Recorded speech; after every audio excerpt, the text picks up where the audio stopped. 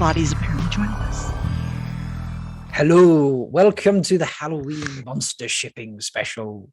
My name is Malkier Talks, token wetlander, depending on what show you watch. Tonight, I'm your shipping guide. I hope you've enjoyed the spooky intro.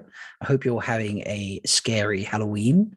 I've changed the background up a little bit tonight. So we've got we're in the middle of a forest here. I've got different colored lights. I've got my hooded veil on. I'm going to, hopefully not scare you all too much. But welcome to the party. Again, if you've not seen the captioning before, that's at the bottom of the screen. It's fairly accurate most of the time. It did translate wetlander to wet grinder last week, or the week before. So it's not perfect, but hopefully you enjoy that. And please feel free to translate anything hilarious that it puts up on screen, especially when we start getting into the monster fucking. Oh wow, it actually put that up there. I'm impressed. I didn't think it would say monster fucking.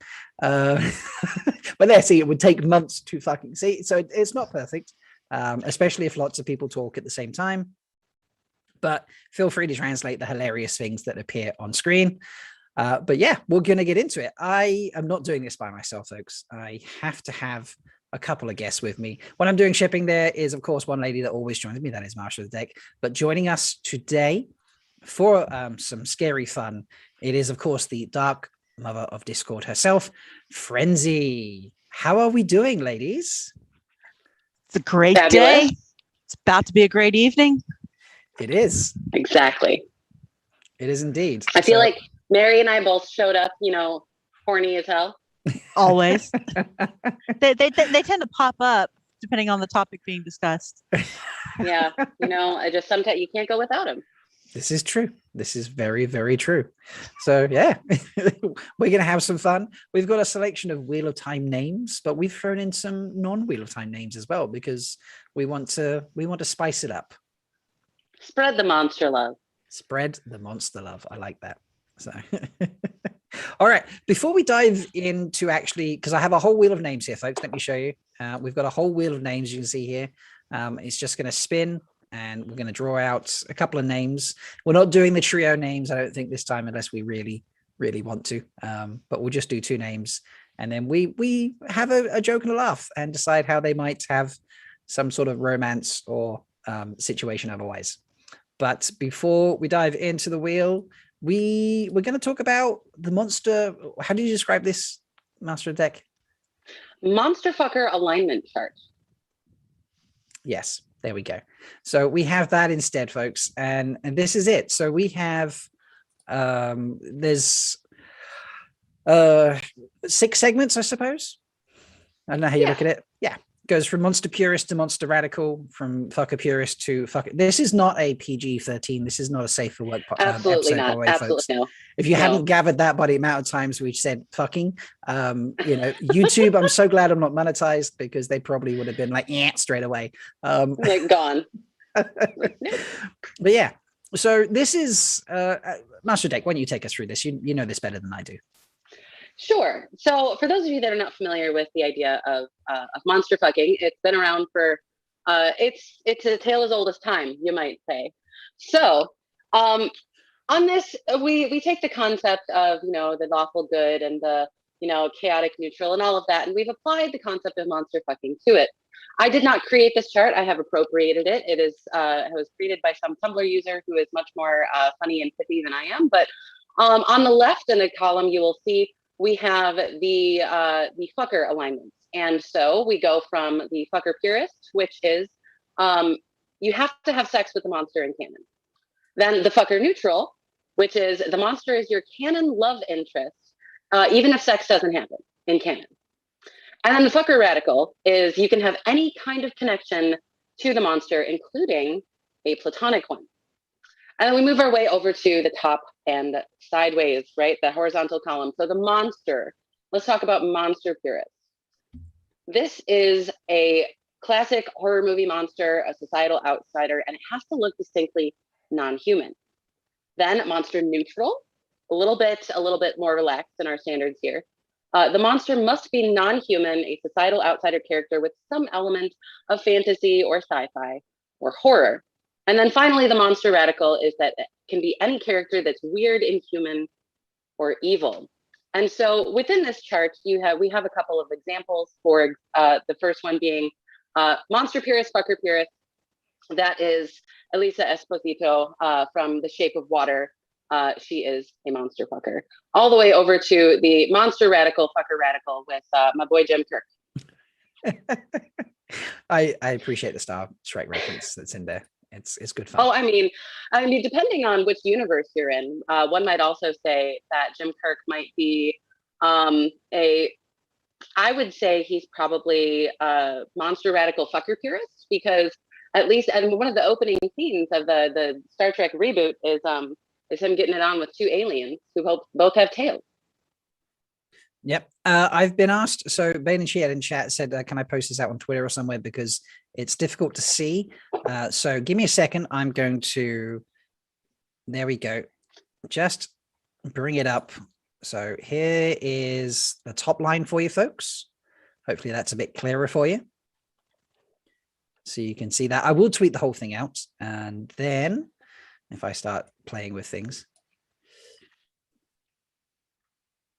don't know how much that's going to show up. No, come on, play nicely. And here is the other side. So, yeah. But I will post that out because, you know, we need to see everything. But yeah. Oh, yes, of course. I'm excited. So this is a chart that we might refer to as we go on throughout our evening, especially with characters that you might not be super familiar with, because it gives us a little bit of a frame of reference, especially in terms of, like, you know, is Fael a monster fucker, for example? You know, that's a question that we can answer with this alignment chart. Indeed. Frenzy, are there any monsters that you would be keen to see come out as a pair tonight? I'm going to ask that question. I'm curious to see where the wheel takes us, because the wheel weaves as the wheel wills.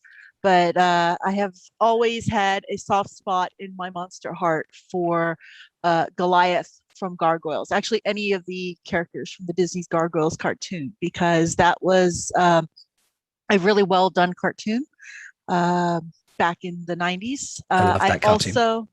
It's just phenomenal. If you haven't seen it, I highly recommend it. It holds up so well. And it has a Wheel of Time connection, because the voice actress for Elisa Massa is Sally Richardson Whitfield, who is one of the directors of the Wheel of Time. So that's why I always geek out whenever I see her, because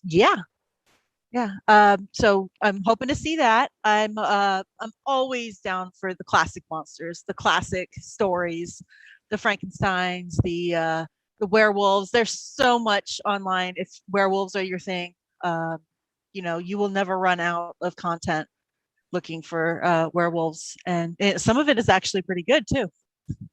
And let's see, is there anything else? I'm hoping to be surprised. I want to see something that just kind of surprises me and just gets those ideas going. And I'm looking to have a good time. Awesome. All right, I'm just tweeting out the monster alignment charts, so folks can see that if they want to have that up as we go through. Goliath is in the list, and currently I think I'm halfway through season 1 of a Gargoyles rewatch with my new roommates. Oh, that's fun. Yeah, it's on Disney Plus, folks. Not trying to plug Disney Plus, but you know, plug Gargoyles. It's a great show. I also enjoy the fact that 2 of the voice actors are from Star Trek Next Generation as well. So, there's a lot of voice actors from Star Trek Next Generation, close to a dozen. You just got to go find them. That sounds right to me. I do recognize a lot of voices as it goes. So, all right, that is tweeted out, folks, right now. So you can go find that if you want it. And yeah, let's crack in. Let's pull up the wheel and get spinning. So there it is, folks. Let's get our first name out of that. Agador, right off the bat. Okay. Oh, love this. Right. Not just a monstrous person, but the one who creates monsters. Mm-hmm. Okay. Chief monster fucker right here. Yeah, definitely. And the second name out the list, Narg. Oh, wow. Yeah, wow. Wow. Okay. So there's almost something a little incestuous about this, you might say. You know, it could be the hot for teacher motif. Okay. All right. Hot for teacher. Yeah, like as if Frankenstein's monster and Frankenstein himself had fucked. Yeah, I suppose so. Kind of. I mean, essentially, that's I mean, Agenor is our very own Dr. Frankenstein here. You know, he just really gets into his creations, if you know what I mean. Yeah, I mean, if that's your thing, or hey, you know, if you're into that, there we go. That's the phrase. Time. Yeah. You know, I have to say though, I mean, Agenor himself might see the appeal of one of his creations getting into him. That's true. That's true. I mean, this might be some of the essence of the monster fucker appeal. I'm getting some Rocky Horror vibes from this. Love that. Definitely could work. So see, nothing is new on the internet. I mean, let's talk about Agenor for a second. You know, is where he fits on the monster fucker alignment chart. I mean, canonically, we don't know that he, you know, has done the deed with any monstrous people or monsters specifically, canonically. But he is a monstrous person himself. And this particular ship would absolutely be, you know, this is monster purist, fucker purist right here. Yeah. Narg is distinctly non-human. Mm-hmm. Narg smart. Narg smart. Right, the smart Trolloc. Yeah. Mm-hmm. Yeah. Oh, man. All right, so this is monster purist, fucker purist. And is this, I don't know, like, how do they get together? Does Agenor turn up and rescue Narg after he's been, quote, slain by Rand? I need to put my spoiler banner up. Where's my spoiler banner? One second. I mean, yeah. Spoilers here. Yeah, we are spoilers. Sorry, I haven't sorted that out. No, that's not the right one. While he's sorting out spoilers, I mean, thinking about Agenor in particular, you know, this is someone who is he's a compassionless, you know, villain, right? You know, he is very, very much into the scientific end. Like, unlike Victor Frankenstein, Agenor doesn't feel anything for his creations, and so I mean, this could be a very stereotypically, like, you know, violent disaster of a ship. Yeah, I hadn't considered that. Yeah, but I mean, it's also at the same time, it's just sort of like, you know, Trollocs are horny, literally. You know, Agenor is down for it. That is very true. Agenor and Narg, damn, like, it was just 0 to 60 right out of the gate. It always happens, doesn't it? It really, yeah, every time. It really does. You are right. Every single time. I feel like the first one of these we ever did, you spun the goal on, and I was certainly happy about it. But you know. I did. You are right. We did spin the golem on the very first one. And it was just like, how do we manage that? That's mad. Beautiful, okay. Though. Right. All right. Okay. Shall we spin again? Yes. Let's spin again. 1 second. Let me just take need to pull up chat. I'm not paying attention to them. I feel lonely. That's a good one. Narg is so much more than the pretty face. Yes, Banish, you are right. Okay, let me swap this over. Let's bring up the wheel. I can't get the spoiler banners, folks, but we are full spoilers. So you'll just unfortunately have to know that. And let's give this a spin. We have... Okay, now I did copy and paste this, by the way. So Hannibal Lecter and... that's okay. Yeah, that's an ampersand. So we have Hannibal Lecter and Will Graham. So we're about to get an OT3, my friend. Okay, cool. Yes. So for those of you that are familiar with the Hannibal books or the Hannibal stories, Hannibal Lecter is a cannibal and a serial killer. And Will Graham is an FBI profiler. And if you watched the NBC television show, it's very focal on their relationship. Will Graham is actually featured on our Monster Fucker alignment chart as a monster neutral fucker radical, I believe. Is this the correct picture? Yes, there we go, right there. Oof, okay. So that was our first, and we had Lestat from Queen of the Damned as our... the Queen of the Damned Lestat, not Interview with the Vampire Lestat. Yes, this is I like that we have 2 non-Wheel of Time like monsters here. Yeah. So we got the spicy ones. Oh my gosh, Anne Rice. I have to admit, I did my absolute There we go. best to read those books. Because I was a young woman enamored by the allure of gothic fiction and vampires, but oh man, I didn't like them. I couldn't do it. I've tried to read The Queen of the Damned like 3 times in my life, and every time I just was like, meh, whatever. But Stuart Townsend playing Lestat, that's a spicy meatball right there. I picked the right one I up. got you covered. Yeah, I got you covered. I'm not as familiar with the Hannibal.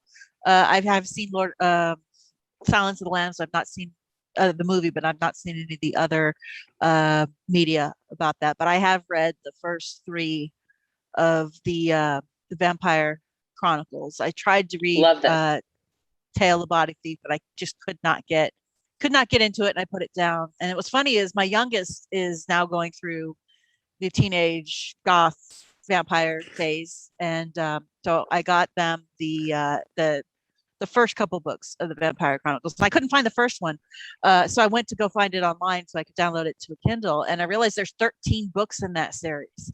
I'm like, where the heck did that series go? I couldn't even get past book 4. So but I'm sure it's somebody's favorite series, and so I'm not going to crap on it. But I did go through a very strong ancient Egypt phase as a young kid, so that's probably why I was really into Queen of the Damned. So you got vampires and ancient Egypt, like it's just everything all in one place.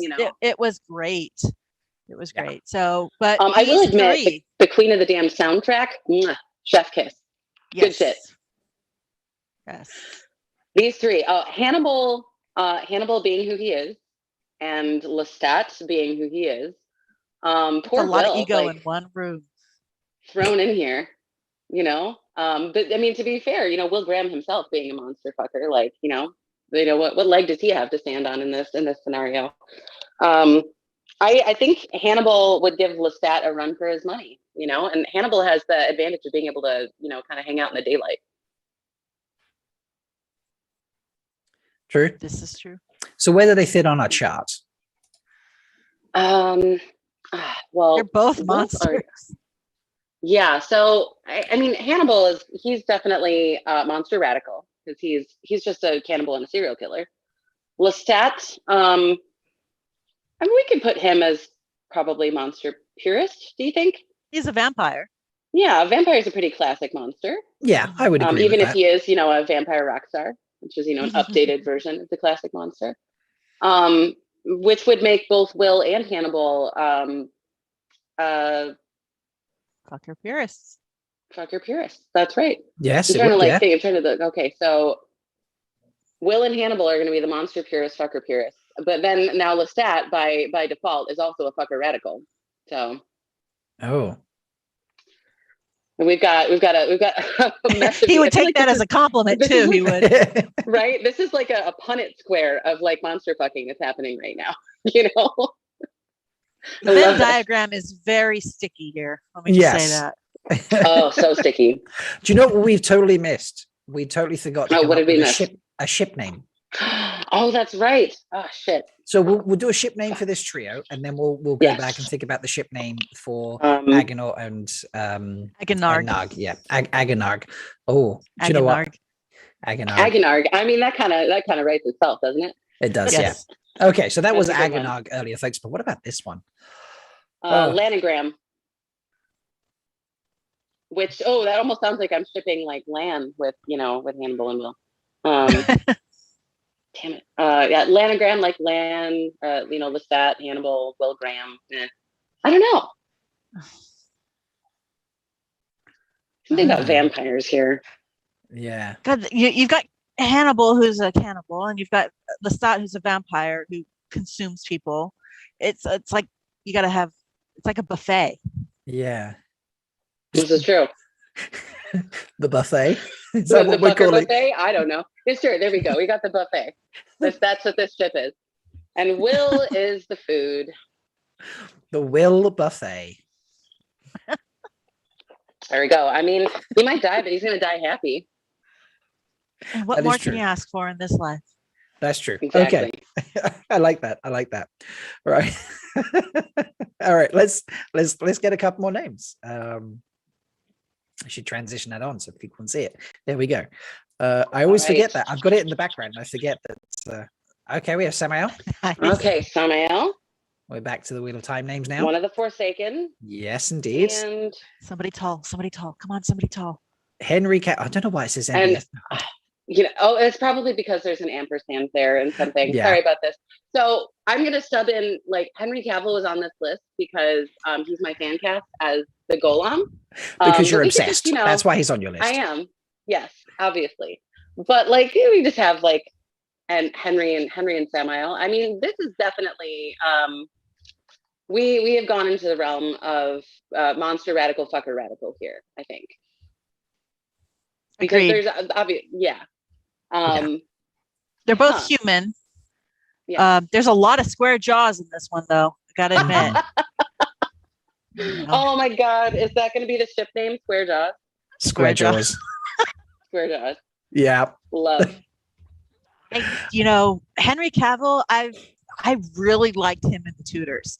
He was, that's what really got me onto his fan bandwagon, was his work there. And The Witcher is obviously phenomenal. I have opinions about Superman, which we won't go into unless you really want to. I didn't like that movie, so maybe you don't want to go there. But it's not because of Henry Cavill. I liked it because of Henry Cavill. Well, one of the few saving graces. But then you've got Sammael, who is just, got the biggest small dog syndrome in all of Wheel of Time. But that doesn't make him any less dangerous for it. He's very analytical. He's very much a conquest kind of guy. So, it's a battle of wills here. No pun on the last ship that we spoke about, but there's just a lot. They were having a battle of wills. They were. Yeah, there's a lot of dom play going on here with this one, of who's going to come out on top. Who would come out on top? Oh, do we have to choose? They can take turns. This is true. I mean, sure, but because I'm just looking at this picture of Geralt, which is absolutely amazing, by the way. That's going to be my new Twitter profile picture when October is over. So look out for that one. This is the only Henry Cavill picture, despite the fact he's in the wheel like 5 times. This is the only Henry Cavill picture in the selection. So, I gave you other Henry Cavill pictures, but it might be the only one you put in. I did. I gave you pictures of Henry Cavill in when he was in Tristan and Isolde. Right. 1 second. Let me fix this. Yeah. You That's one of his early films. That's like 2. Yes. I was like, I needed an older, like, less buff picture of Henry, in terms of like, seeing the Golem in him. No pun intended. I can see it. Now I'm thinking about. You did, and it is in there. I just didn't recognize it. So 1 second. Yeah. I mean, it's an older photo. I mean, think about Henry in The Tudors. The man is, beautifully pale and slender. It's a far cry from like Henry in Mission Impossible with that big old mustache. Look at that. Look at him. There we go. That's why I just didn't recognize before, but there we go. Let's make that a little larger. There we are. Nice. Okay. It's definitely a very pretty ship. Mm-hmm. Yes. Yeah, these are 2 very attractive men. I mean, even from Grendel's point of view, she's like, you, the scar. But, Henry's not going to mind a scar. Probably. No. I don't think Henry's that picky. No, in terms of like, I don't like someone because they have a scar. I don't think he's that. He wouldn't kind be of person. that shallow. Yeah. Yes, that's a good way. Yeah, that's the better way to put it. Sammael would. But Henry doesn't have any scars that we've seen. So. All right. What's our ship name for this one? I saw one in chat. Rajesh, King of Chat. Who gave us a name? Rajesh, obviously. Cavamel. Rather than Sammael. I like this. Cavamel. And I was just thinking of a scenario. Sounds like a cheese. This is a classic kidnapping scenario, I think, in the world of monster fucking, right? All those old classic movies, you have some damsel that's kidnapped by, this creature, and, Sammael kidnaps Henry, and it's just, he bites off more than he can chew. Or does he? Watch and find out. Yeah, watch and find out. Oh, the best waffle. That is brilliant. And just envision this face as the golem. Just everyone look at it and absorb it and think, yes, that's the golem. Yes. And now you're all monster fuckers. Okay, so come on in, the water's fine. Yeah, we definitely need to have Henry Cavill as the golem. I think it's just going to be amazing. I can see it. I can definitely see it. 'Cause in my mind, I don't have anybody cast as the golem, but just kind of as a type, I have him as kind of like Robert Patrick from Terminator 2, and just kind of absolutely relentless and, Right, shape shifting and everything like that. So Cool. completely fits. I mean, the golem is basically Vampire Gumby. So, I missed that. Anyway, did the caption machine get that? Oh my God. Did the Vampire Machine get the Vampire Gumby? Is Gumby on the wheel? You know what? I don't think it did. No, I don't think it did. I'm sorry. That's okay. Folks, this is I'll throw it into the chat. Yeah, the golem is Vampire Gumby. It is a free captioning service that I use. So it's not fully accurate a lot of the time, sadly, but it's good fun, I think. Yeah. We try. Okay. You know what? We're good faith. Good. You know what? Cheers to you. Cheers, Rob. Oh, thank you. It's something I've only had going for a couple of weeks, and it's a fun thing because it's its own beast when it gets going, especially when we throw out random names or situations. And I say it changed Wetlander to Wet Grinder, and I was like, that's a whole different situation right there. So I did this with I watched one of Vance, the Bart of the Red Hands videos, with the auto captions on, just because I was curious to see how it handled. And I should find what it said, but it was absolutely hilarious because it was trying to translate names, the names of different things that happened, of like different things he was talking about, and it's unbelievably hilarious. Okay, I can't find it, but anyway, point being, it thought Egwene was Egg Wayne. Yeah, Trolloc was like garlic knot or something. Yeah, Trollocs garlic knot. So. This time it's trucks and a Gaelic knot. Yeah, there we go. Agenor likes garlic. Spin before the ADHD gets any worse. Yeah, we'll spin. So we have Venom and Eddie Brock. Oh, love this. Perfect. All right, let's go. Nice. Osmodian. Bilal. Oh, Bilal. Bilal. Yeah. Okay. I mean, we know. I suppose we might say that we know a little bit more about Bilal because of his transmigration. That was Balthamo. That was Balthamo. Never mind. Right, because Bilal got fucking bail fired. Sorry. Yes. You know what? I'm glad that Mary Frenzy is here to keep me, on the straight and narrow, because apparently I'm a fucking idiot tonight. Oh man. Well, Balthamo would be awesome for this shit, but for Bilal, let's see what we can make you work with it. Okay. Yeah. First of all, let's talk about Venom and Eddie Brock, because I have to say that even the writers, like the canonical writers of Venom comics, like ship this. This is one of the the OG Marvel monster fucker ships right here. The first Venom movie. I mean, look at this. Look at that. I mean, like this big, slithery, long-tongued like symbiote inside of you. Come on, the monster porn writes itself. Oh my God, the even the dynamic between them is like this rom-com. And so Venom 2, which I haven't seen yet because I was bad at seeing movies even before there was a pandemic. A lot of the critics were like, this is just weird monster porn. And the internet was like, joke's on you. I'm into that shit. I haven't seen it either yet, so don't worry. The original comic book writers, Eddie Brock was just kind of this one-dimensional. It was a one-dimensional character, kind of a throwaway character. But with Venom... Oh, I sent it in Discord chat. Sorry. Yeah. Oh, go on, Frenzy.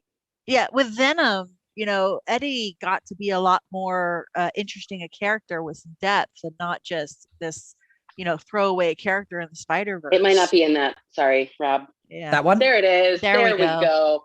One That's second. it. That's Let me canon. resize it because these are all different sizes. So I have to keep tinkering Do with you them. need to?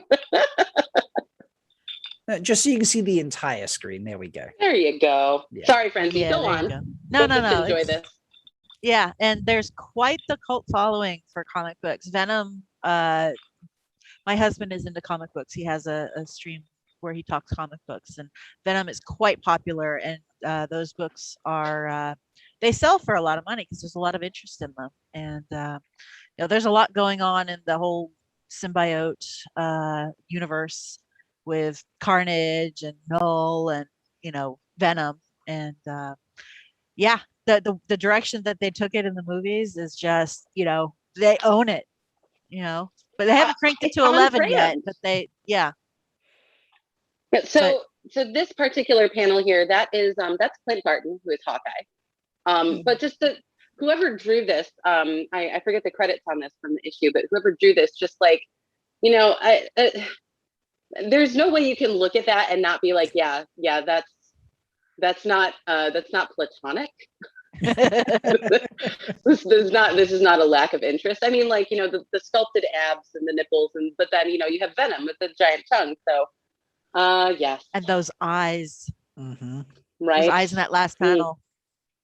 Yeah. That's a lovely tableau right there. Okay, so now Bilal. So we have Bilal, Netweaver. Eddie Brock, The and Netweaver, the sword Venom. fighter. I feel Bilal just seems like he would be such a prissy, stuck up, like absolutely needs to just loosen up a little bit. Is that like the vibe that you get from him? Yes. Yeah, I agree. Yeah, definitely. How are they getting together? As I'm curious. So, I mean, let's just hand wave at the whole like different universes thing. Yeah, of course that. Here. Yeah, like Bilal goes gallivanting in the portal worlds. That might be. I mean, so somebody pointed out in chat, I think it was Bane and Chia, that Bilal was like a lawyer. Oh yes. And Eddie Brock here is is a journalist. Gets himself in trouble occasionally. Right. Or maybe he's in like Bilal decides to like take a vacation in one of these places and start take up the whole lawyer shtick, and Eddie Brock is investigating about Venom. He knows something is amiss. Yes, I like that. A little bit of a deeper investigation, you might say. Yeah, I think that works. Okay. I still see Venom as the one in charge overall. I mean, that's just true. It is. I mean, Eddie is just like throughout this entire movie. It's Tom Hardy, by the way. Tom Hardy playing Eddie Brock, and Tom Hardy is a beautiful man. But in this movie, like he's just constantly looked like shit, right? So he's just in a hoodie. Sells and it just, though. Like, yeah, it does. Right? And then here's Venom, who just like loves Eddie because Eddie saved him and all that. This is my gorgeous trash child here. Exactly. Like, you know what? You might be a loser, but you're my loser. And then here's Bilal, and it's just like, you know what? And so he has to like convince Eddie, like, you know what? We're gonna have fun with this weird guy. He smells like he might be a little bit evil, so we might eat him later. But that's always been on the table. Yes. Yeah. Okay, Eddie, let's have fun and then eat him afterwards. Exactly. Love this. I'm here for it. That was my Venom voice, by the name? way.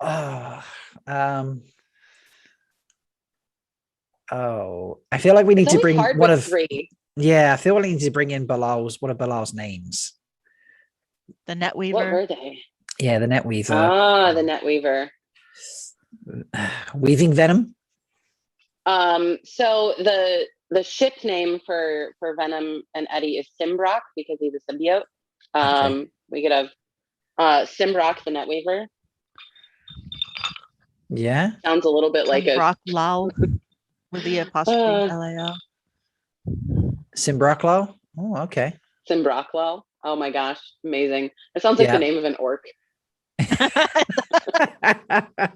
I like it. I like it. To keep things on brand. All right, Sim Rockwell. Sim Okay, Rockwell. we got this one in the bag. I'm so glad we got to talk about Venom. Yeah, Venom's great. I'm looking forward to Carnage. So, I have, yeah, I want to see it. I can't wait. it's the name of the guy who's playing Carnage. Woody Harrelson. Woody Is he Harrelson. playing it in the new one? Yes, he's playing in the new one, and I cannot Love wait. Woody Harrelson. That's brilliant. Mm-hmm. That is Right? some brilliant casting. Oh yeah, Yeah. Holy Flawless. crap. it's flawless casting. It's amazing. So Oh anyway, my gosh. let's I do just can't some wait more for it shipping. because of like the monster fucker content, you know. Agreed. Oh, All right, Woody now Harrelson would totally be down for that. Lanfear. We finally have a woman. We finally have a yes, woman in that. yeah, we've been doing all guys, haven't we? Yeah, so we have a woman. Lanfear is the first up. Who is she getting jealous of? Masana. Masana too. Who I feel like we just burned like a quarter of the women on the wheel, probably. I don't know. I need to look at that now. Actually, there's the rest of the female. So Lanfear The and merger all are Masana. women. The merger. Lanfear, Masai is Megadian. I assume Grandal probably. Yeah. The rest of the female Forsaken are on there, but basically, yeah, the rest of it is guys, and until we start Is it getting because things like most of the monsters are male or male presenting? More Henry Cavill on the wheel. I'm sorry, everyone. I didn't do it on purpose, but I'm here for it. Okay, so Masana and Lanfear. Oh my god, I feel like Masana, like Lanfear would just Masana probably Lanfear's contempt for Masana. This would be a hate fuck. There's a lot of pent up. Right to you? Yeah. There's a lot of pent up anger between these two because they were both kind of passed over in the second age because neither of them had a second name. They both have a lot of spite and are driven by spite, and there's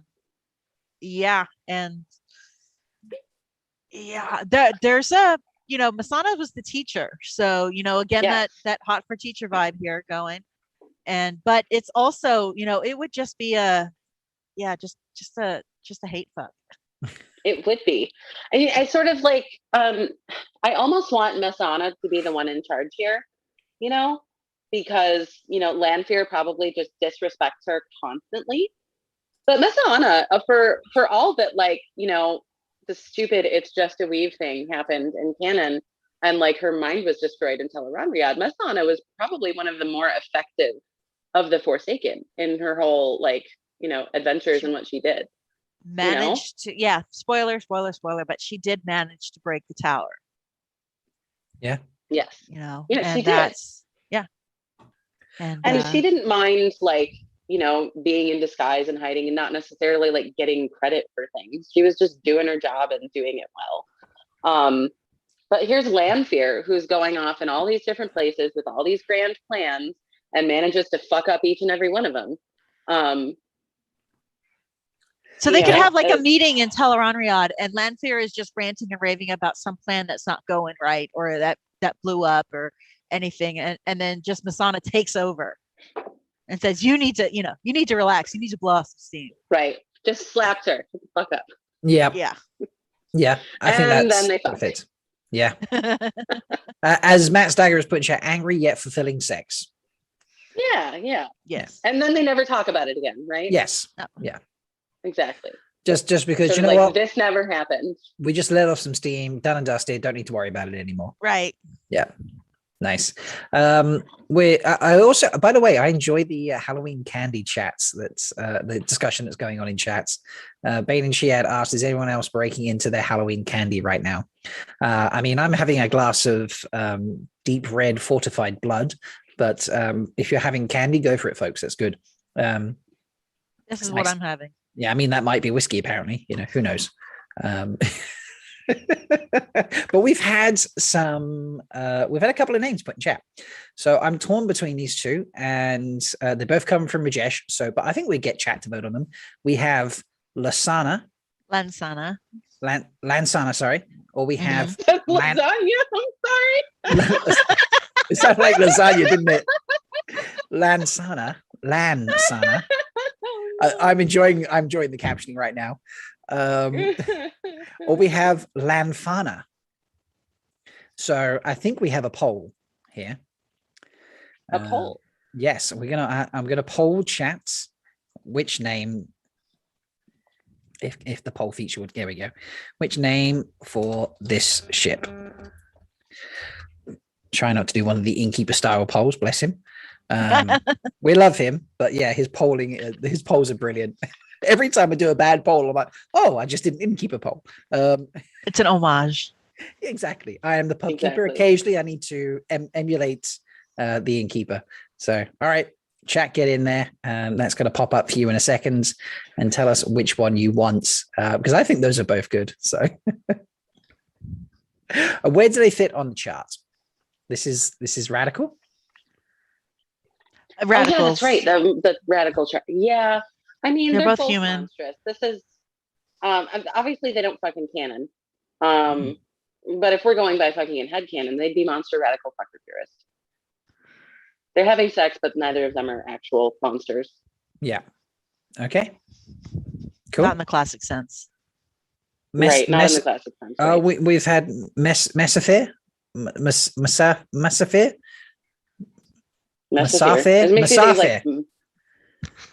Mesanfir. That's a good one. Mesanfir. Mesanfir is good. I like that. Yeah. We might add that in. It's currently 50-50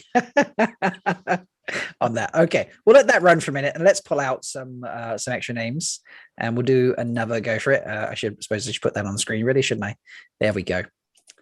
Okay, who are we picking out for the next one round? We have the Phantom of the Opera, folks. So we have the Phantom. Mm-hmm. The Phantom. This is another one of those it's a classic monster fucker story. Yeah, agreed. Right? We're also getting... My sister absolutely loved the Phantom of the Opera, and she absolutely ruined it for me because I had to hear that goddamn soundtrack every day for like a year. Yeah. All right, Megiddian. Yes, and Megiddian. The Phantom. We've had another couple of names, another name thrown in chat this is from Bailey Sheard. So Mesanfir was from Dana Lu. And Bailey Sheen has thrown in Moon Shadow as another name for the previous ship. But I'm enjoying those. We'll come back to it. Don't worry, folks. We will come back to that ship name. But yeah, we have Phantom of the Opera and Megiddian. And Megiddian. Both interesting. Like the shadows. Both are in the background. This is true, right? They're not all about that spotlight. Yeah. That's a good point. They like to watch others. So I could see this as being like, they're both watching somebody of interest, and then they just fuck each other in the closet while they're watching. So there's that voyeuristic element. Oh, wow, that's kinky. I like it. I hadn't considered that, but yeah, I think that works. That's a nice scenario, right? So it's like there's like voyeurism, there's like this sort of like almost like public aspect to it. Yes. Fantastic. Yeah. Like behind the curtain. Like Teleron Riyadh would be a wonderful place for that, because Megiddian always likes to sort of like hover, sort of like above in air. Oh, yes. Yeah, imagine like fucking somebody while you were doing it. Like it'd be an intense experience. I mean, yeah, because the Phantom, I'm not 100% familiar with it. I know bits and pieces, but doesn't he watch from like behind some sort of... From the rafters? Yeah, from the rafters. There we go. Yeah, hidden away. So, they both...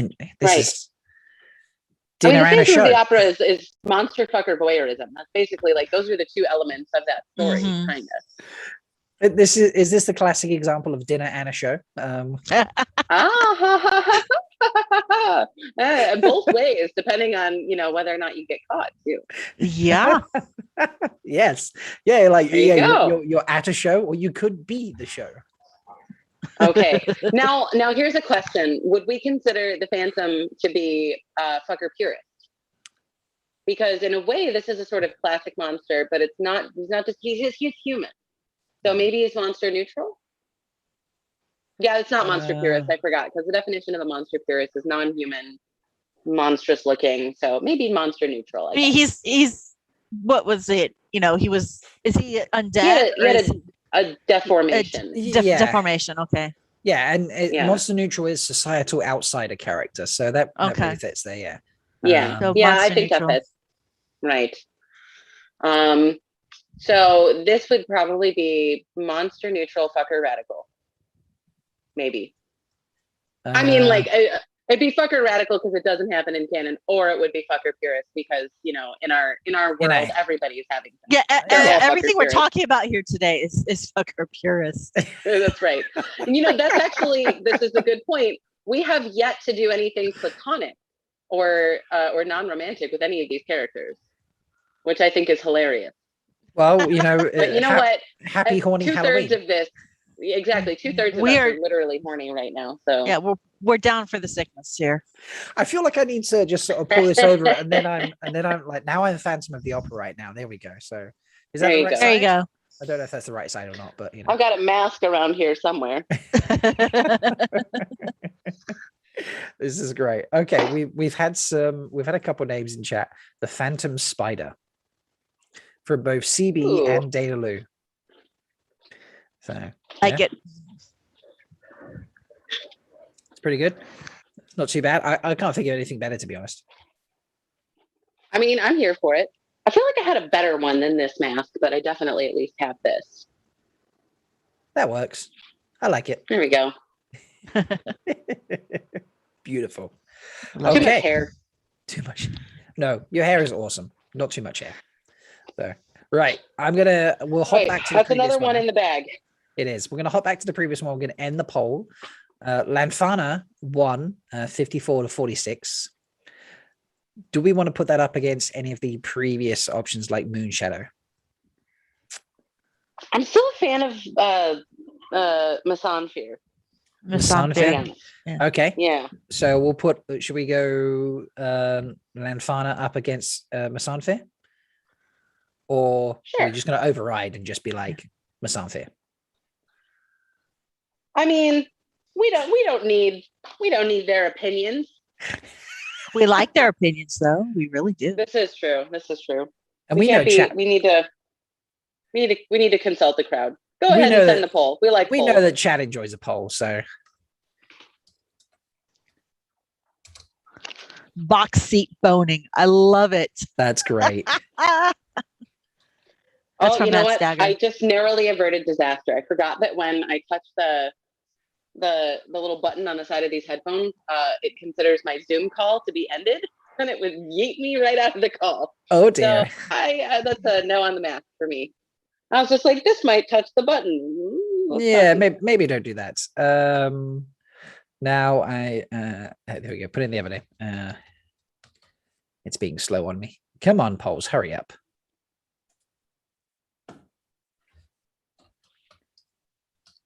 There we go.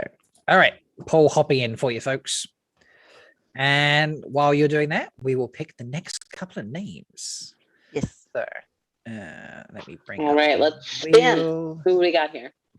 Let's have a spin. We getting the first name out is Loki. Oh yes. Ah, good one. Yes. I love Loki as an option. We love ourselves.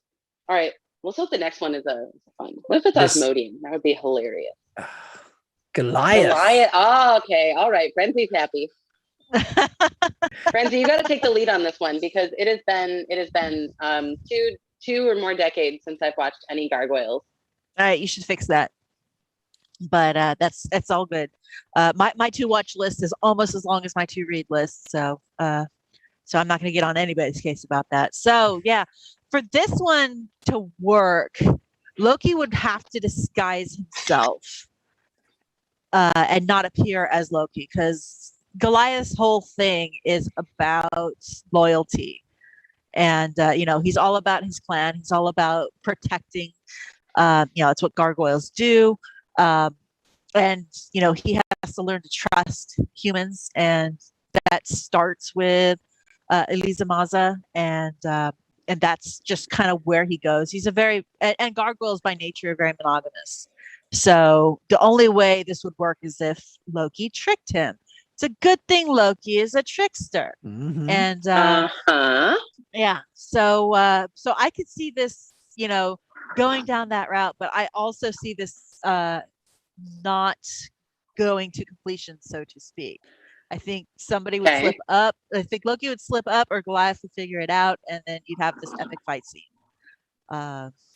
Okay, so is this our first non-fucking pairing? I mean, I'm gonna defer to Frenzy on this one. I mean, I feel like Loki and fucking is always a fun time, but because I don't know anything about Goliath, I don't want to like impress something upon a character I don't understand. I don't know. I feel like Goliath doesn't jump into bed on the first date, for example. I feel like it takes a while to coax him into intimacy.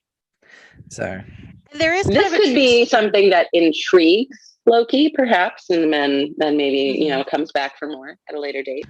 Right. It's trying it again and trying again, and no, Loki and Xanatos. That would be hot. Oh yeah, Rob, you should pull up the blue Loki picture. Oh yes, I didn't. Oh yeah, why did I not bring up the Loki picture? Stupid. Which kind of works because there's a trickster. There is a trickster character in the Gargoyles world, and that is Puck, who is voiced by Brent Spiner from the Next Generation, and definitely, Puck has some very much trickster Loki vibes, and in Gargoyles, Puck on a lark takes the role of a servant to Xanatos. So you've got some, weird power dynamic going on here. You've got this magical being, but you've got Xanatos, who's arguably the evil Tony Stark of the Gargoyles universe. So you've got weird layers going here. So I would definitely, Loki and Xanatos would be a much more interesting monster fucking pair. There'd be, it would all be part of some elaborate plot. It would be, and yet it would still be kind of on a lark type of a thing. So, and it would just be, hot and messy. Oh, absolutely. I mean, that's kind of like Loki in a nutshell, hot, messy. Yeah. Or cold, messy, as it were. The whole frost giant thing. Right. I love Loki just as a character, in this whole like monster fucking sphere, because there are so many people that are like totally thirsty for this, for him, especially as played by Tom Hiddleston, because you have all of these really appealing ideas that go in them, right? The trickster trope, villain fuckers unite because I love a hot villain. And then, and then something like the Loki TV show, which I won't spoil anything for it, other than that they sort of like, they don't let you forget that Loki is not human, right? That he is Asgardian / frost giant, and that there is a lot that goes into that that is very much monstrous, as well as him having those monstrous aspects to himself as a villain. He's very much the sort of modern monster fucking trope where we sort of try to humanize and empathize with the monsters and those that are monstrous. So nice complex elements here. Also, Tom Hiddleston, fucking hot. So, right. Yep. That's Xanatos on screen there, by the way. Yes. He even looks like Tony Stark. Yeah. What the fuck? And then voiced by Jonathan Frakes from also Next Generation. Yeah. So the Next Generation's monster fucker, Jim Kirk stand-in. So yeah. So I went searching for a Xanatos picture because I was like, we need to throw this in here. This is maybe Loki. Oh no, I've got this now. So Loki tries it with Goliath. Gets nowhere. Goliath figures it out, and then in the process meets Xanatos, and then we have that combination instead. Yes, there we go. And now we need a ship, which is messy and satisfying in a different way. Okay, so Goliath and Loki. I mean, Goloki is kind of like where you would. Yeah, that's the portmanteau, right? Yeah, Goloki, right. And then Loki and Xanatos. Oh, Zenoki. Zenoki. Oh, Zenoki. Ooh, sounds like a pastry. Yep. Or as the captions have just said, the okie dokie pastry. Oh, amazing. Maybe that's it. We're just going to call Loki and Xanatos the okie dokie pastry. Love this. The Okie victory. Oh my gosh. Yeah, just gonna Our eat them up. attempts at accessibility are absolutely hilarious. Yeah, that's great. This is brilliant. Okay, and where do they fit on the chart? Okay, so they don't have sex. This is a fucker radical situation. Yes. Monster Purist. Purist. But neither of them are human. Right. And Until you Gargoyle get is Xanatos in it. distinctly non-human. Mhm. Right. Right. Yeah. So monster purist fucker radical. Yep. Stone Key. I like it. Stone Key. Ooh, Oh, that's a good one. Yeah, that is good. Nice Love one. this. Very impressive.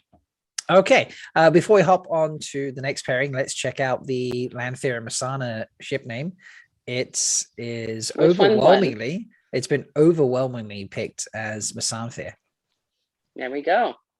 So like 88% picked that. So very nice. Very nice. Nice one on the ship name, Matt Dagger. Yeah, indeed. All right, let me bring up the wheel and we will spin a couple more names. The Drakkar is wanted. We got close. We got Dracula.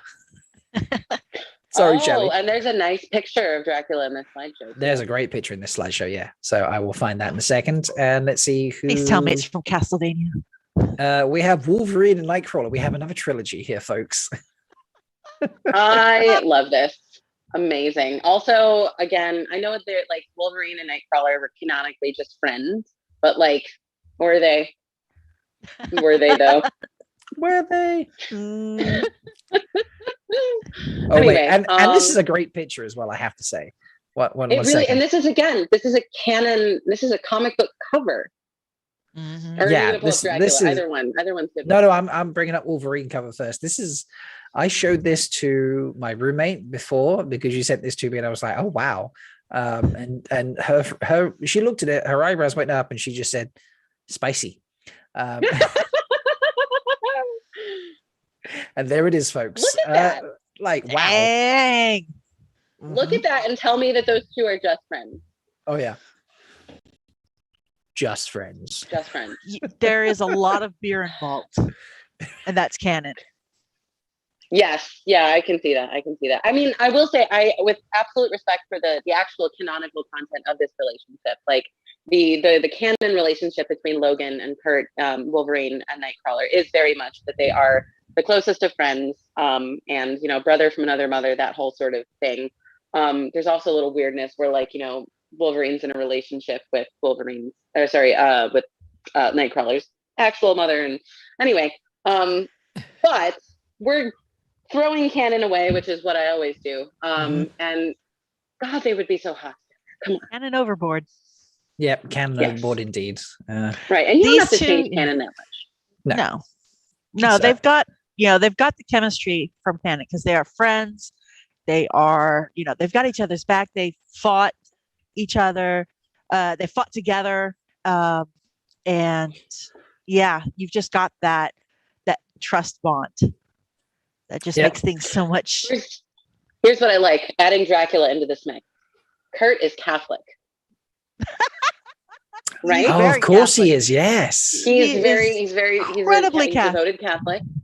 And there's almost like this lovely Mina like aspect that you could put onto Kurt's character, you know, where there's a sort of like, again, I don't hate to, admittedly, but, you know, the sort of the kidnapping thing, or like, you know, Kurt gets himself into some trouble with the vampire and then Logan has to come and rescue him or whatever it is. Because, I mean, Bela Lugosi is Dracula. Bela Lugosi is a beautiful man. And this is very much the classic Dracula. Much as I love the Bram Stoker's Dracula, that was not a particularly pretty Dracula. Much more monstrous, I think. Yeah. Well, the Nosferatu or the remake with what's his face? I'm blanking on his name. Oh, not, oh yes. The one who played Dracula, though. I can't remember his name either. I'm kicking myself because I see him in that gray suit, which is just somebody so in chat help. Fucking hot. Help us out, chat. Grace Edward? No. No, No, he played in the Prisoner of Azkaban. Was that the same actor? Oh, was it? Was it? God, what, Gary Oldman? Yes, Gary yeah. Oldman. It is Gary Really? Oldman. That was Gary Oldman? That was Gary Oldman. Wow. That was Gary Oldman. Oh, wow. You know what? Maybe I have to revise my opinion. Bram Stoker's Dracula remake, Dracula is hot. Yeah. When he's not in his old beehive form, when he's in the gray suit with the Lennon glasses, and just getting Nina to look at him is just, I need a drink. Wow. Gary Oldman. Ugh. Yeah. Right there. There we go. Chad has just called up Gary Oldman. Yes. Shelley makes a good point in chat. Logain could totally survive Dracula bites. Logan. Yes. Yeah. Yes, he could. I don't know why I said Logain. The healing factor there. Mm-hmm. Yeah. Maybe Kurt has to rescue Logan. There we go. And then we have that interesting, because Dracula is just feeding off of him endlessly. But in the process, I don't know. Kurt has to seduce the vampire. We've got this whole story here going on. So maybe Logan and Dracula don't fuck, but Kurt and Dracula do. Maybe. Yeah. That's a lot of Someone guilt. Come up with a better idea. That's a lot. That would be a lot of guilt there. But then Logan is able to comfort him after they're done. Nice. That's a nice twist there. Yeah. Right. So there's definitely some. This is monster purist, fucker purist, absolutely. Yes. And then for Kurt, I feel like he's more monster neutral. Okay. So then we get a little bit of Kurt and Logan. Let's be honest, because Logan himself is something of a monstrous character. Yeah. While still being very much human. Okay, maybe more monster radical, I guess. Yeah. Well, they're both going mutants. to argue with me about that. Yeah, they're both mutants. They are. We've had a question put in chat. Logan would definitely survive the vampire bites, but would he become a vampire? It is a healing factor. It depends on how you envision vampirism. Is it an infection or is it a curse? Yeah. Because if it's an infection, he would survive it and he would not become a vampire. But if you consider it a curse and there's that supernatural element to it, then he very much could be a vampire. Vampire Logan. I think they did that once. I'm going to have to look that up. Let's be honest. Marvel Comics has done in the everything. 90s, so what hasn't Marvel Comics done? Didn't the Hulk eat him one time? Probably. I think did. Right, so we need a name for this now. What ship name are we going? Is there a ship name for Wolverine and Nightcrawler? And Kurt? Yeah. Oh, there probably is. Admittedly, I haven't read a whole bunch of that ship, so I don't actually know. Let me Google it. Nightwolf sounds right. Okay. But now you're throwing in Dracula. They call it Logert. That's a horrible name. That is Logert. a horrible name. Oh, it is. It's bad, but I can see the appeal of it. Come on. There is a great discussion going on in chat right now, by the way, about whether Logan would become a vampire or not. And Matt Stagger, based on zombie Logan, yes, he would turn. But the discussion of whether he's got human blood, how vampires are made, I'm loving this. So we have Logert. I don't like Logert. I like Nightwolf. Right. Okay, so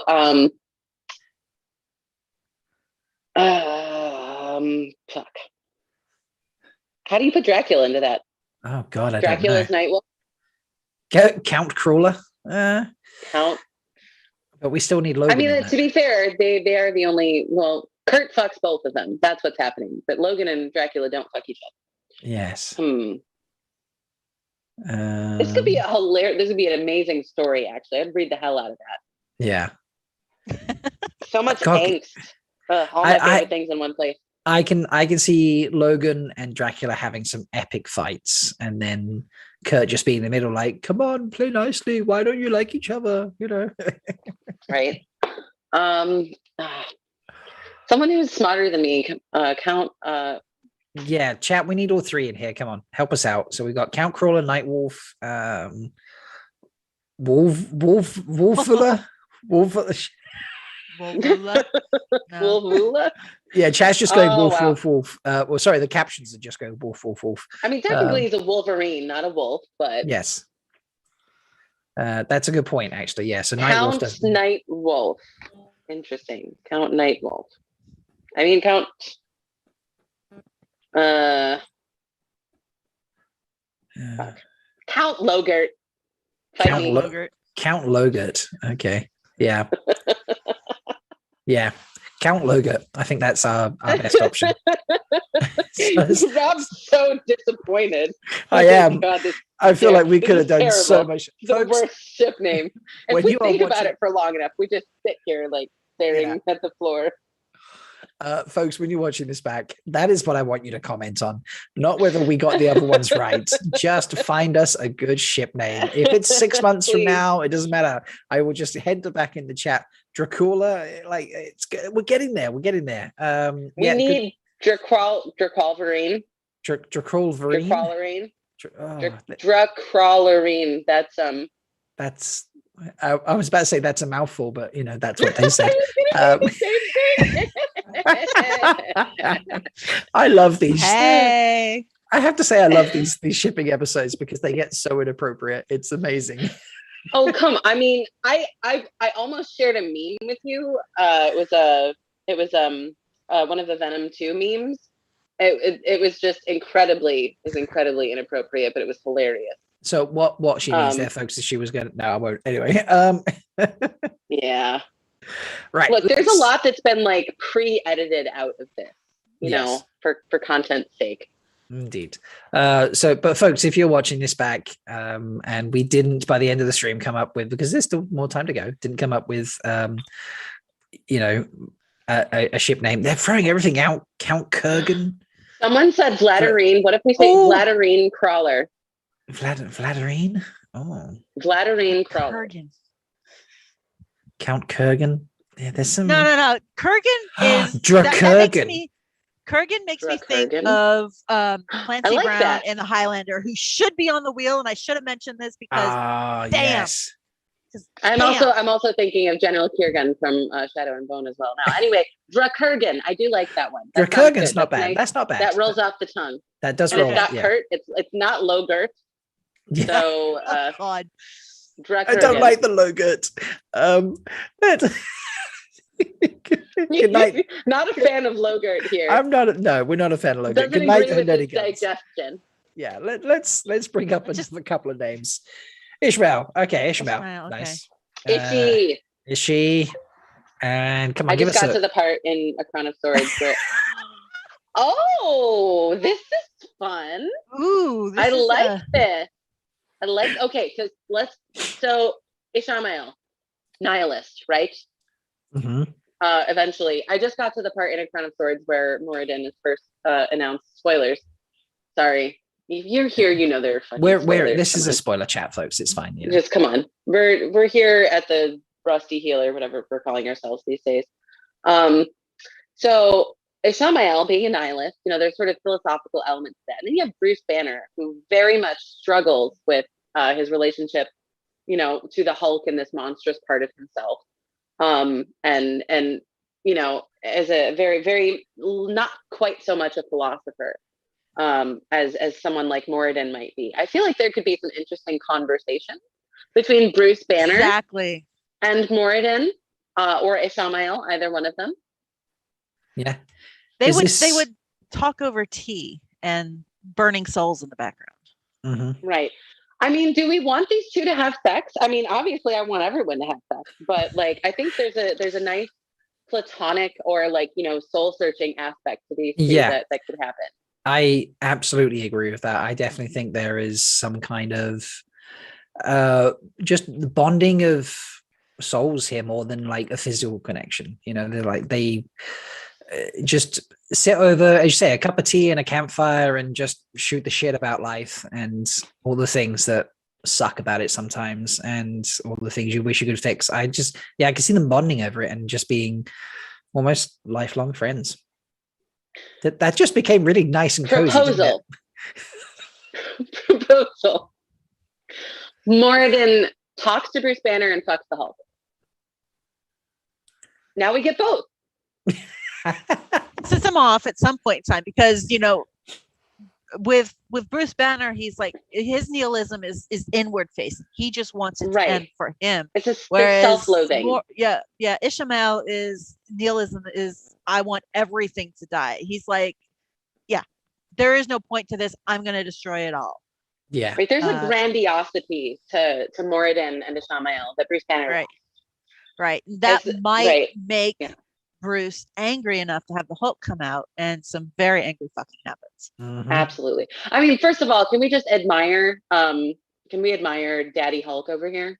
Like with the sweater and the glasses. Can I just admire how the caption just made that something something very interesting. What did it say? I missed it. It called it "Give me a liar, Daddy Hulkenberg." I don't know how or where or why that came from, but that was. Oh no! I call that an absolute win. So, ladies and gents, welcome. This is the Hulkenberg.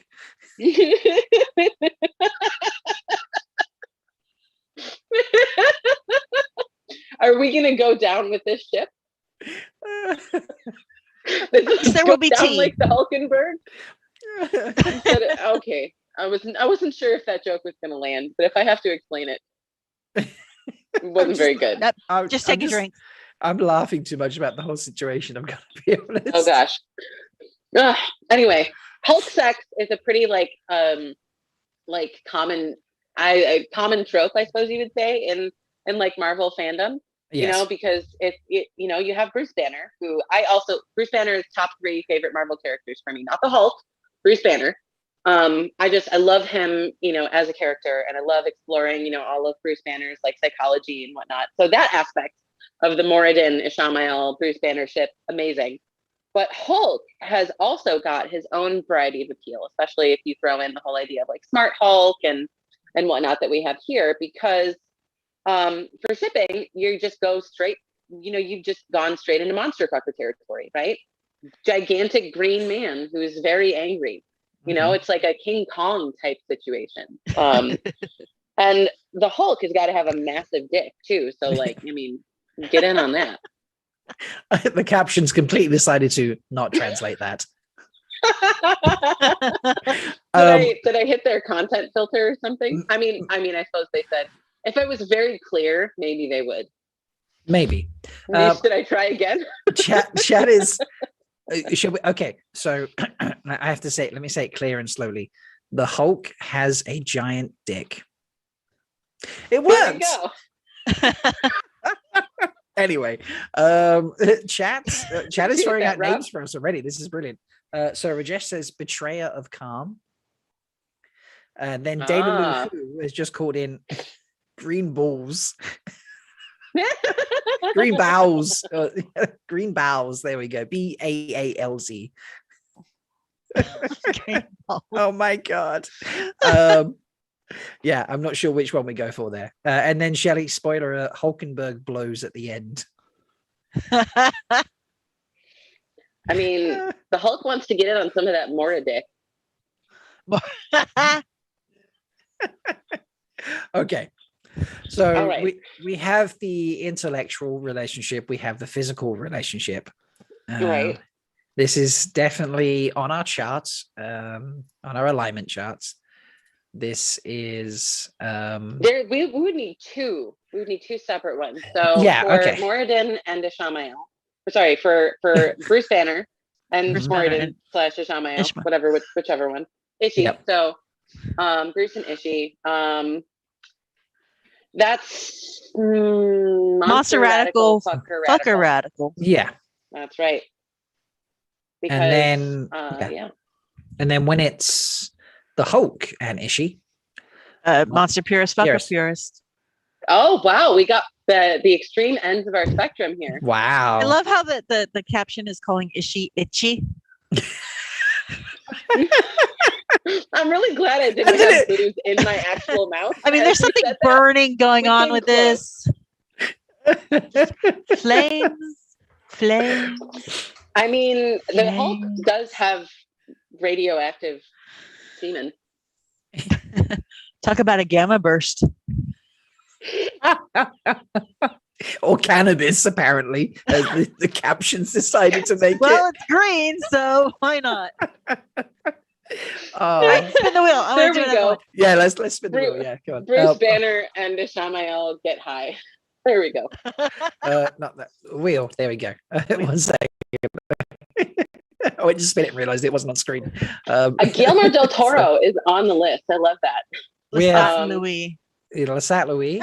Roll another one. We've already done Lestat. Yeah. I don't know why that. Okay. I must not have hidden that That's earlier. because Sorry. that's a picture. No, you did, but there's a The picture of magical. Lestat and Louis. Oh, When I right, sent okay. you that list, I was sending you a list of the pictures that were in the album, not Right, necessarily okay. who I wanted on the wheel. And so, Right. Okay, my We're bad. running but with it. We're running with it's it. resulted in something hilarious. The merger. I love it. So we have Murdrell Dan. Murdrell Dan. Murdrell Dan and a grey man. And that's funny. I wrote this as an actual question You did. in our document. What would? No, I was wrong. No, it was a grey man. I was wrong. It was a drag car. Yeah, Drakkar and a grey man. I mean, I could just the Drakkar's there. I could just say it was the Drakkar and a grey man. We don't have to. It's actually Drakkar. funny because the Murdral and the drag car are the two shadow spawn that don't dream. Right? Oh, yes. They are the ones that presumably, don't have souls, you might say. So what would happen if a drag car kissed either a Murdral or a gray man? Anyway, so the Murdral and a gray man. I feel like a gray man's got to be kind of boring. It's just they're there to do a job. Yeah. True. Because like a Murdral, right, is a cruel creature, right? Right. Like, and they get their enjoyment from the suffering of others. And how much suffering can a gray man really provide? This is true. Yeah. I need to put a call out to Dana Luhu in chat, because not only did we get the green balls, but now we're getting radioactive SAR. Fun. I like Rajesh, you have for the royal chat royalty title. I think you have a bit of a competition on your hands tonight. Dana Luhu is coming out with some great stuff. Matt Stagger is calling this ship Unseen Love. But I'm not sensing love between the two of them. I don't know. The Murderer's going to be bored. Dan's going to be bored here. That could be the challenge, like to see what it takes to get a reaction out of a gray man. Yeah. Bit of a, an escalation there. This one to get a rise, so to speak. Indeed. Yeah. This is tough, this one. It is. But look at that Murdral, though. It's a great Murdral. Do you remember Rosman's comments about the Murdral, that it has these sort of weirdly feminine lips, and then the mouth full of horrifying teeth? I see exactly what she means looking at that picture. Oh yeah, absolutely. Wait 1 second, let me.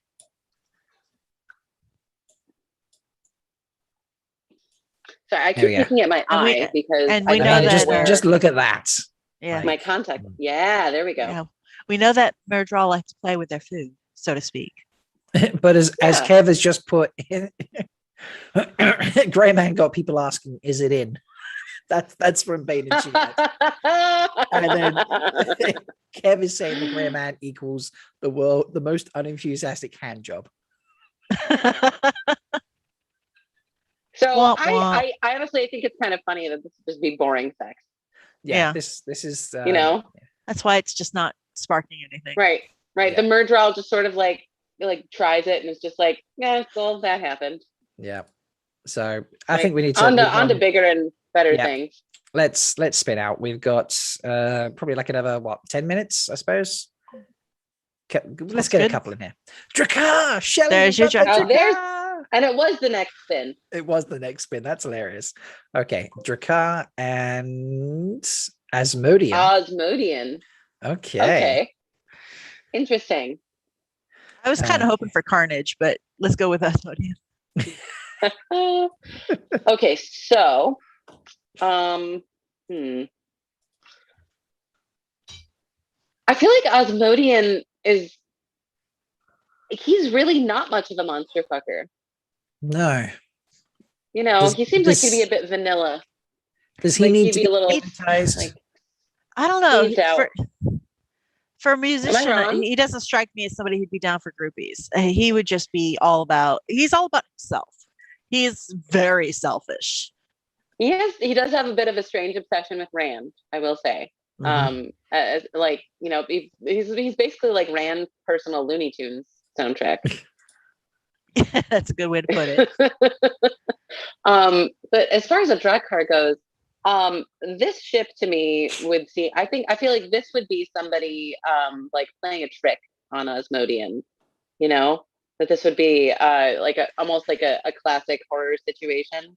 Asmodean would not be a willing participant in this ship. No, maybe that's how he died. When death took him.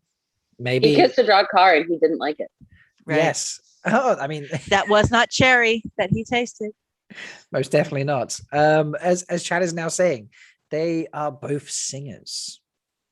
So there's something. And yeah, they have a singer, a sing off. And sorry, that's the ship right there. We call it the duet. Yeah, the duet. I like it. Although we're getting we had for the previous one the half grey, but Dragadine is the one the first. They duet, kiss at the end, and Asmodean dies. There we go. There we Someone go. we need to send this to Matt Hatch. Right, that's a theory that wasn't even on the Dusty Wheel Theory episode. Yes, there we go. It was a drag car, and they had a fiddle off, like The Devil Went Down to Georgia. Oh, a fiddle off. Okay, there you go. Use those fingers. Go fiddle yourself. The ship name. We're getting music sucker, soul music. Soul music. Stop wooing me with your song. That's what I'm trying to do. This is great. I do enjoy like calling them like the duet. That's fun. And then it makes me the name like the name of the fanfic as opposed to the name of the ship. Yeah, that's true. It's a little too poetic. Yeah, I love it. Couple more names. Yes, let's do it. Let's do it. We got a little bit of time yet here. We have Venom and Clint Barton.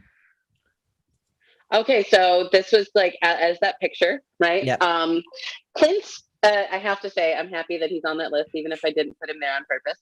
Wow, the creature, Frankenstein's monster. Frankenstein's monster. Okay. Right. Venom is down for a lot. And Clint is also usually down for a lot. The creature would not stretch Venom's imagination, but it might stretch Clint's. No pun intended.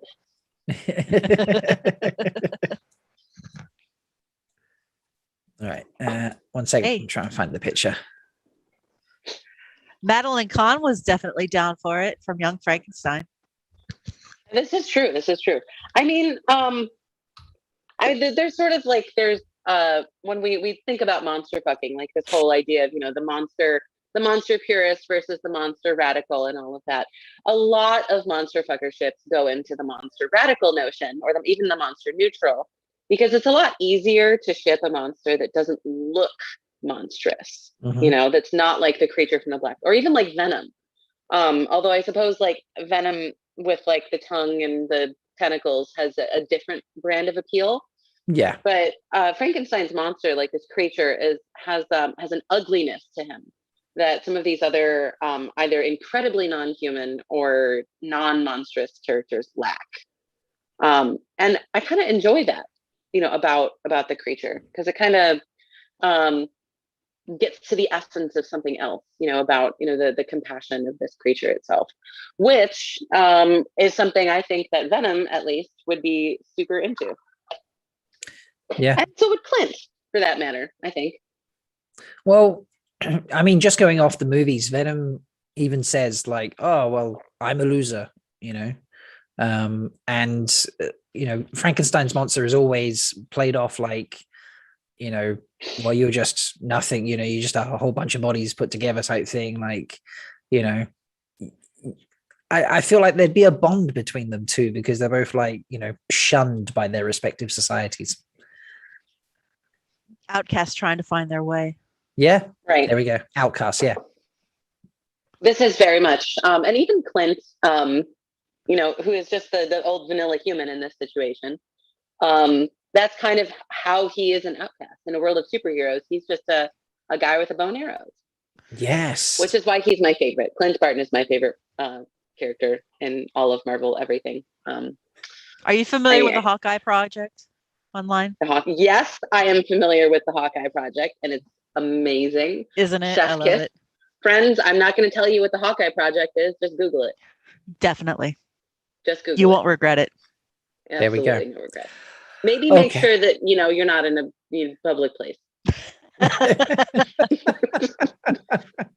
Then you might, anyway. Yeah, then you might. I like this. I mean, do they have sex or do they just vibe?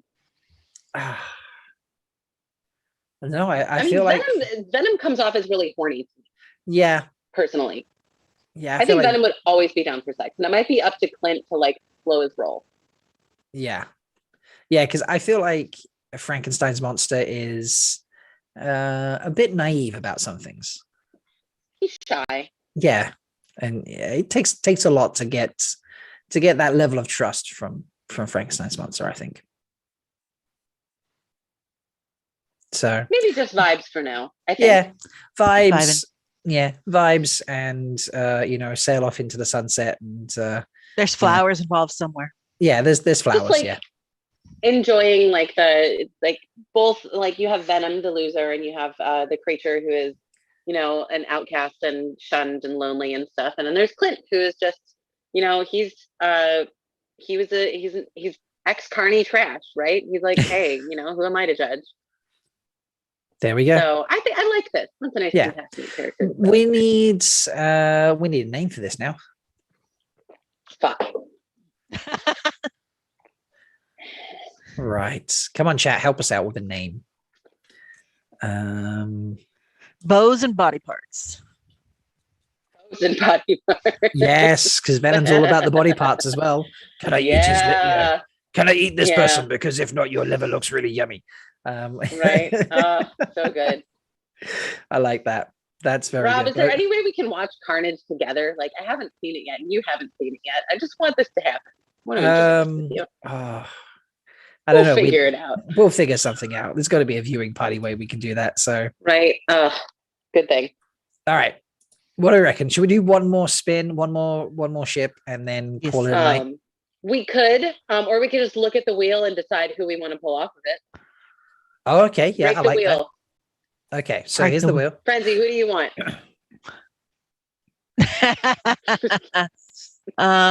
Let's see. Oh, I'm always down for Samaraj. Okay. Samaraj. Okay. Samaraj. Okay. Geralt.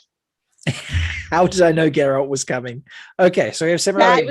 Geralt or the Golem, and in my mind, there's not a whole lot of difference between the two. So okay, that is a pretty ship. That is a pretty ship, isn't it? Yes.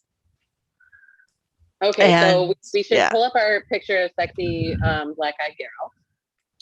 I did wear one black contact lens, kind of like in honor of Geralt today. Can't really tell because it's dark in here. No, we can see that. Yeah, I'm outside. All you see is my face right now. Wait, when did it suddenly get so dark for you, Frenzy? It's 6:30 here where I am on the Pacific Coast. And so sunset. It's winter. Yeah. Winter is coming. It was like sunshine when this stream started for you. It was like light and darkness. Yes. Yeah. And my fire, I have to set up my fire table, but it's off to the side. So fair. Okay, so we have Samaraj and Geralt, or the Golem, or Henry Cavill, whichever combination. Let's go with Geralt. I'm gonna go with Geralt because these are fantastically different people. Mm-hmm. Yes. So completely different. So Samaraj is poised. She is all about control. She's about pushing the limits in a very precise and methodical manner. She is very much a big picture person, arguably one that kills the most people in the Wheel of Time amongst the Forsaken, or at least, topples the largest of the nations. And the only reason why she failed is because the Dark One allowed it to happen. She was, right on the verge of killing Rand, and the only way that he could get out was to use the true power. So, an immensely powerful, methodical character, physically tall, that her description, very dark skin, perfectly proportioned. You don't realize how tall she is until she's standing over you, looming over you. And that's just Mufasa. Very much so. And so that's no total compassion. stand for none whatsoever. Empathy. No. And is all about manipulation and control. So that's Sammael. Yeah. Geralt, I mean, I'm not I'm not extensive. I know all the details. Geralt is he's got an overabundance of compassion. It's what in some ways makes him not very good at his job. Or sort of just unsuited to a job in the time that he lives in, right? He's a witcher, he's a mutant, he's a social outcast. Anywhere he goes, people sort of like are either afraid of him or fascinated by him, or they think he's gross. But he doesn't, he's always questioning the ethics of killing monsters when like he was literally created to be a monster killer. Because he sees a creature, it's like, we're the invaders. This creature is just trying to live and it's starving. It's not hurting anyone. And so what's the point of killing it? Or, that he feels sad when he sees that like, a monster has become extinct or something, and not like a drowner or something, that's like stinky and gross and annoying him. But still, so Geralt is fundamentally a very compassionate person. He doesn't want to hurt people or things. And he has this sort of like, misanthropic worldview kind of like pushed upon him by the experiences that he has. And, there are these quotes from the show and the books that, the most monstrous monsters are people themselves. He would look at someone like Semirog and absolutely see a monster. Definitely. This would be, I don't know that I could see this as anything other than Geralt being under Semirog's power, that like that this was like a face off, and that she that like he was at her mercy. Yeah. There's scenario. definitely no consent involved in this one. Yeah. Right. But it's a little sad for Geralt because that man is hot. Yeah. I thought Geralt was hot before I knew there was a video game and before he was ever Henry Cavill. I read him and I'm like, this man is hot as hell. This is just a sexy man. Well, Yennefer bust in on this one. Right? Oh my gosh. Could you imagine Yennefer versus Semirog? Who wins? There's a lot of angry fucking going on right there. Yeah. Yeah, right? Yennefer would fuck Semirog. Yennefer wouldn't care. Oh yeah. Jaskier would. He wouldn't say no. He's flexible like that. Get him, Jaskier with Asmodean. Geralt's got too many morals, Yeah. Yeah. Yeah. Maybe if there was like, maybe if he didn't know like who she was, if she was just like slumming it, or she was like trying to, like she wanted a witcher to experiment on, and had a little fun beforehand. Yeah, no, there's definitely some dubcon going on here. It's probably Monster Radical. I think the Forsaken and the Witchers are probably too human to be considered monster neutral or monster purists, definitely. And then so definitely Monster Radical is where I put this one. I see borderline monster neutral because I think the Witchers are socially considered very, very taboo, outcast, almost. Right? But he does. I mean, he just looks like a dude with white hair. Yeah. I like the elements of fear. Both of these characters command fear. Granted, Samuel Hodge likes that. Geralt and probably Geralt doesn't. resents it. Yeah. Yes. Dana Luhu suggests that Semirog uses compulsion on him. Oh.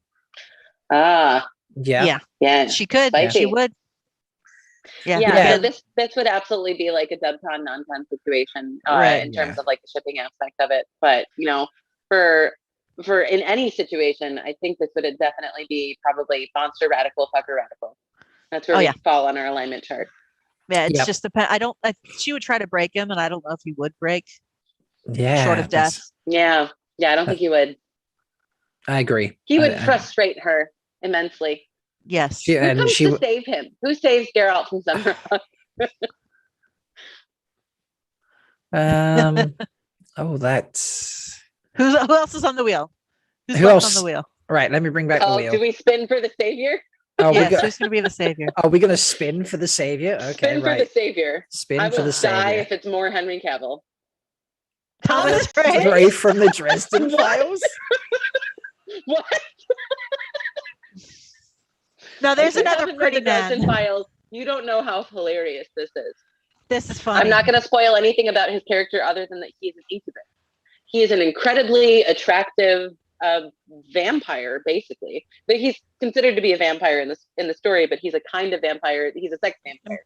He's a sex vampire. Yeah. That's what he is. Yeah. He feeds off of people's emotions. And ideally, in order to do that, he fucks them. Yes. Women usually. But I mean, in this case, in this situation, like, that could work. Thomas takes one for the team.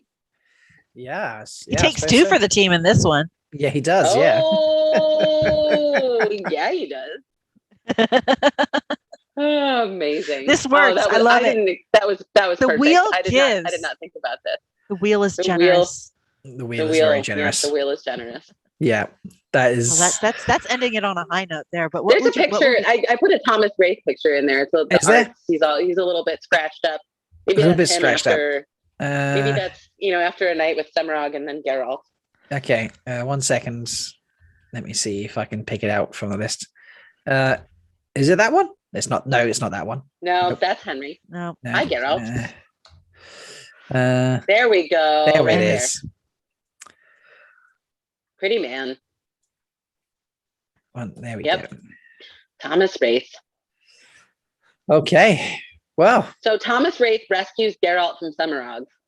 Yeah. And then they fuck. We need a ship name. I'm trying to play off the Lion, the Witch, and the Wardrobe with the voice, the vampire, the Witcher, and the voice. There we go. The vampire, the Witcher, and the voice. That's a fun one. Vampire, the Witcher, and the voice. Yeah. Okay. No, it's a bit wordy, isn't it? Well, you're dealing with three of them. Yeah, no, I mean, like, it's always hard with an OT3 because the thruples are always like, you got to find something that's like right on point.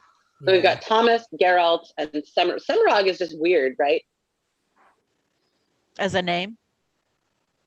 Or as a character? As a name to try to fit into a portmanteau, right? Yeah. Fiat Punto. That's what the translator came up for portmanteau was Fiat. What did it say? Fiat Punto. Welp. Oh dear. It doesn't understand Welp either. Apparently, I thought I said Welp. Okay. I have a friend. I'm fucking stumped on this one. Everything that I come up with sounds stupid. The vamp, the witch, and the vamp and the witch and the voice. Yeah. You could say like something like well, maybe not the voice. Instead of like Semirog, Thomas, Geralt, Samaralt. Tomeralt. Tom the vampire, the witch, the vampire, the witcher, and the sadist. Thompson, the vampire, the latest. That's a nice. That's a mess in the captions here. Yeah. That's like a nice fanfic name, I think. Ship name, not so much. Yeah. Well, you're going to have to come My back. best effort is Tomeralt. Tomeralt is my best effort. That'll work. Yep. And apparently the captions were saying it's someone's birthday tomorrow. The captions are really, I think the captions are starting to tire out.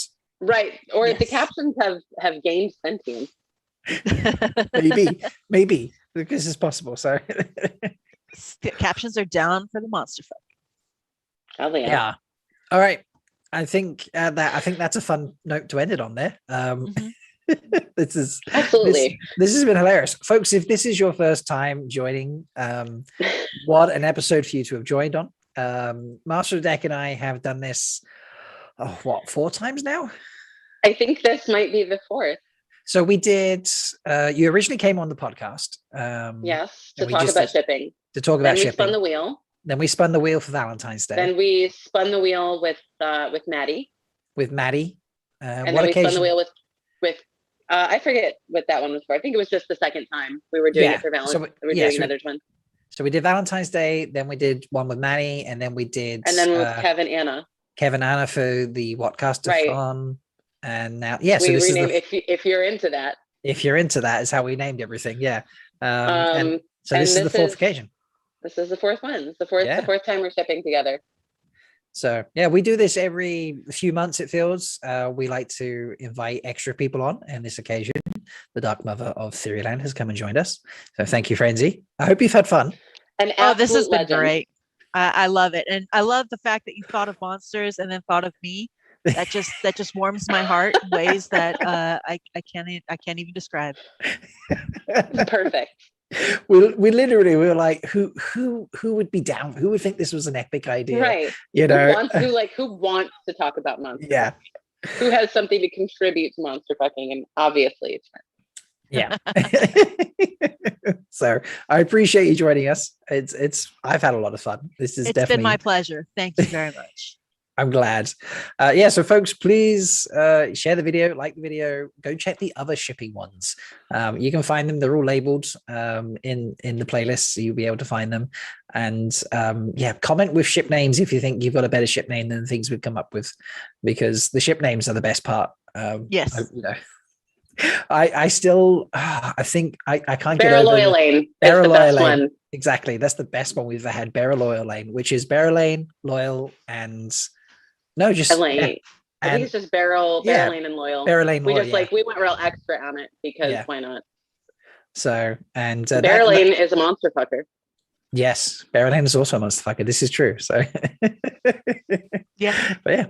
So yeah, I hope you've enjoyed everything. I'm going to play the intro again because the intro was really cool.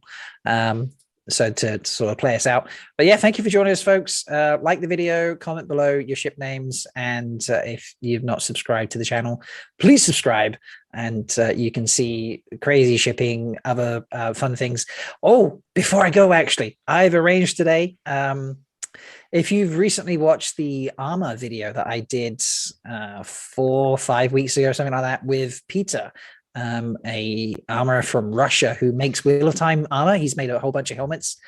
We're getting together next weekend on Saturday the 6th at, I think with the clocks changing, 3 p.m. Eastern. I will double check that. But yeah, we're getting together to discuss all the armor that we've seen in the trailers so far. Because Peter's he's got a lot of things he wants to talk about. So you can come back and join us next Saturday, a lot earlier than this one. I like big pauldrons, and I cannot lie. If you fuck a white cloak, are you a monster fucker? Yes. From the trailer, yes. This is true. So yeah, come join us again next time, folks. And we'll have some fun doing all of this crazy shit. I do wild things. And it's a lot of fun. So thank you to my guests, and thank you for watching. And we'll see you next time, everyone. So, Happy Halloween. Happy Halloween.